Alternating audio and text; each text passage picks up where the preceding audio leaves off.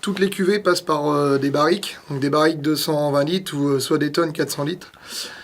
Promenard en général, la fermentation alcoolique se fait en barrique et ensuite une fois que la fermentation alcoolique est terminée, on met les vins en cuve inox pour continuer l'élevage.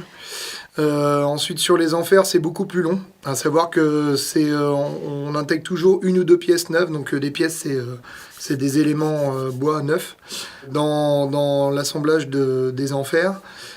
C'est des vins qui vont avoir une fermentation assez lente sur 12 mois et ensuite sur 10 à 12 mois et ensuite on va voir si on pousse l'élevage ou pas. Donc c'est des vins assez longs à fermenter. Ensuite sur les perrés c'est un peu la même chose que sur les enfers, à savoir c'est des vins qui sont assez longs à fermenter sachant qu'il y a plus de sucre. La cuvée du facteur, elle va aller plutôt vite. C'est-à-dire que c'est une fermentation qui va se faire plutôt sur le temps de l'hiver. Et ensuite, très peu d'élevage sur 1 ou 2 mois et au printemps, on va la mettre en bouteille.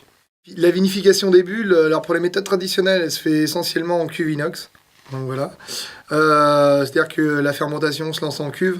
Ensuite, on fait le point de tirage où on rajoute la levure et ensuite le vin, on le met en bouteille. Pour les pétillants naturels, on utilise une autre façon de faire, c'est-à-dire que on presse le jus, ensuite on le met en barrique et la levure indigène fait son travail, c'est-à-dire qu'elle lance la fermentation. Une fois qu'elle est assez lancée en activité, on va tirer le vin et le mettre en bouteille sans rien rajouter dedans. Donc ça, va faire nos deux styles de bulles différentes, une plutôt en cuve et une plutôt en barrique qui va faire deux côtés aromatiques complètement disparates.